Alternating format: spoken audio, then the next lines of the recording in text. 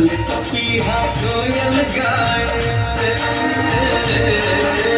बोल पपीहा कोयल गाए, सावन गिर के आए।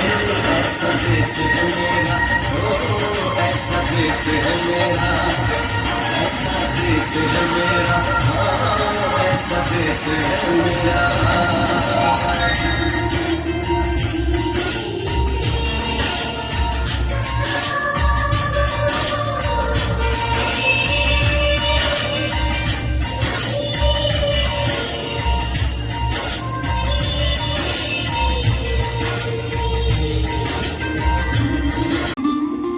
देश मेरे तेरी शान पे सदके, कोई धन है क्या तेरी धूल से बढ़ के, तेरी धूप से रोशन तेरी हवा पे जिंदा, तू बाग है मेरा मैं तेरा परिंदा।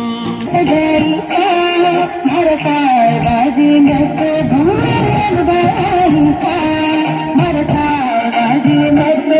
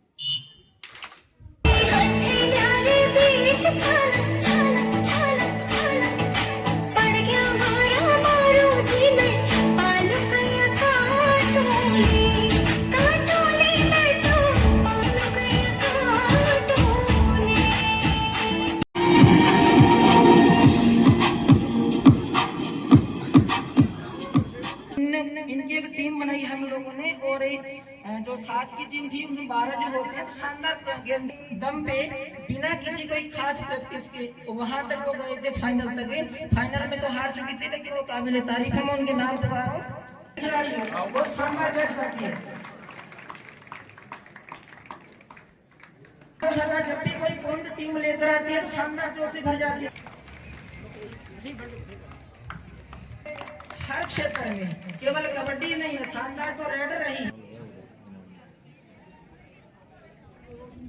इनके अलावा 4 जो लड़कियां थी वो इसी पंचायत की थी, जिनमें से 3 तो यहाँ अपसेट आज यहाँ मौजूद नहीं है। अगर आरती के घर से कोई यहाँ आया तो वो स्टेज पे।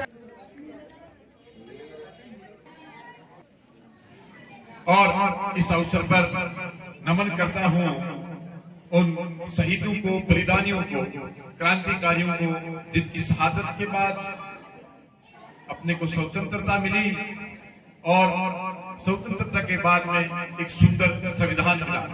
और इस अवसर पर नमन करता हूं उन क्रांतिकारियों को भी जो इतिहास के पन्नों में जगह नहीं बना पाए, लेकिन गुमनाम जिंदगी में, अंधेरे में, जंगलों में, लंबे रास्तों पे आदिवासियों ने और जितने इतने बहुत सारे क्रांतिकारी हुए, जिन्होंने लोहा लेते हुए, अपनी देसी हथियारों से लड़ाई करते हुए अंग्रेजों के दांत खट्टे किए और अपनी शहादत दी, लेकिन इतिहास में जगह नहीं बना पाए। उन शहीदों को भी, उन क्रांतिकारियों को भी मैं नमन करता हूँ, प्रणाम करता हूँ। गांव का आज पैसा बैठागा ये बात पर मंथन करांगा कि भैंस अपन बाल्टी नहीं भरी तो धारनी की मैं भी नापा आगे करके बिक्रू करा, बाल्टी दे के आगे चलावा। लेकिन इस विद्यालय के प्रति अगर अपन कुंठा रखेंगे, क्योंकि ये तो सबका है, ये किसी एक व्यक्ति का नहीं है, सबका है, तो सबको अपने को इस पर ध्यान देना पड़ेगा। मुझे नौजवान गांव से निकल के बेरोजगार युवक शहर की तरफ गया और शहर में कई बार प्रतियोगी परीक्षा देने के बाद में विफल होकर वापस जब लौट आया और उसका पिताजी पत्थर तोड़ने का काम करते थे। बच्चों ध्यान से सुनना, उसके पिताजी पत्थर तोड़ने का काम करते थे। जब शहर से विफल होकर वापस गांव आया और अपने पिताजी के पास आया तो उसके पिताजी पत्थर तोड़ रहे थे, हथौड़े की चोट बारंबार पत्थर पे मार रहे थे। तो वो खड़ा खड़ा गिन रहा था 1 2 3 4 5 6 7 8 9 10 और 20वीं जब चोट लगी, जब पत्थर बिखर गया और ये दर्शन देख के और वो वापिस उल्टे पांव शहर की तरफ लौट गया।